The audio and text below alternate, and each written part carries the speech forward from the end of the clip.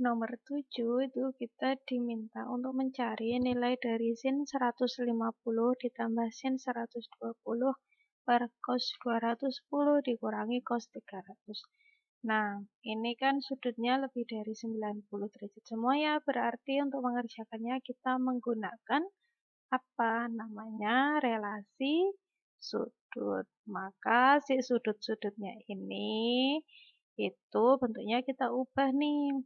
Nah, pertama kan kita punya sin 150. 150 itu kan bisa dituliskan sebagai 180 dikurangi 30.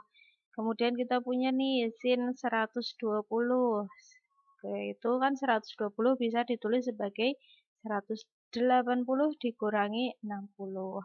Kemudian ada cos 210. 210 itu bisa ditulis sebagai 180 ditambah 30. Kemudian ada negatif cos 300 di sini itu bisa ditulis sebagai cos 360 dikurangi 60. Nah, di sini kan kita menggunakan relasi 180 dan 360 nih.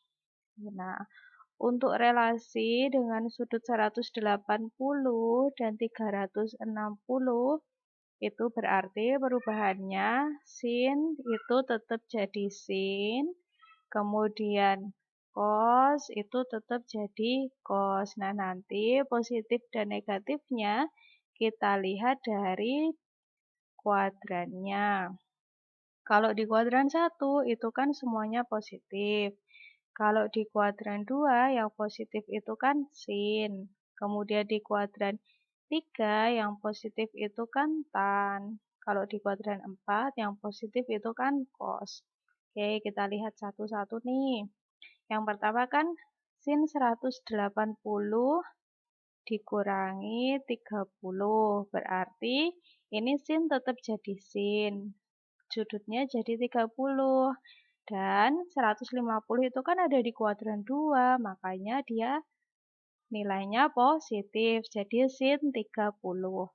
Kemudian ditambah, ini kan sin 120 tadi ditulis sebagai 180 min 60, berarti sin tetap jadi sin, sudutnya jadi 60, dan 120 itu kan di kuadran 2, padahal di kuadran 2 sin itu positif, jadi di sini tandanya tetap positif ya. Kemudian kita lihat yang bawah nih, yang cos 210, kan tadi jadi 180 ditambah 30. Cos tetap jadi cos. Kemudian 210 itu ada di mana sih? Ada di kuadran 3 kan? Sudutnya di sini kan? Padahal yang positif di kuadran 3 itu tan. Berarti kalau cos dia negatif, makanya di sini jadi negatif cos 30. Kemudian nih, yang terakhir itu cos 300. Ini kan tanda kurangnya tetap ya di depan ya. Cos 300 itu ditulis sebagai 360 dikurangi 60. Nah, berarti kan karena dengan 360 relasinya, maka cos tetap jadi cos dan sudutnya di sini jadi 60. Nah, di kuadran 4, kan 300 di kuadran 4 tuh, kan cos positif, berarti cos 60 ini positif. Nah, tapi kan di depannya ada tanda negatifnya, berarti tidak berubah ya, tetap dikurangi cos 60. Nah, karena kita sudah menemukan relasinya, sekarang tinggal kita masukkan nilai-nilainya. Sin 30 tuh setengah. Harus hafal ya ini sudut-sudut istimewa.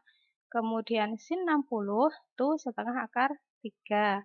Kemudian negatif cos 30, cos 30 tuh berapa sih? Setengah akar 3 kan? Kalau negatif ya berarti tinggal negatif setengah akar 3.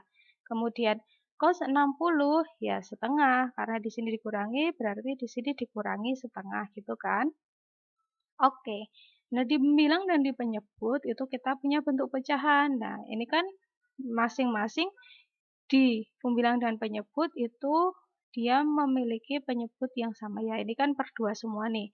Jadi dijadikan 1 sehingga di pembilang kita punya 1 tambah akar 3 per 2 dan di penyebut kita punya negatif akar 3 dikurangi 1 per 2.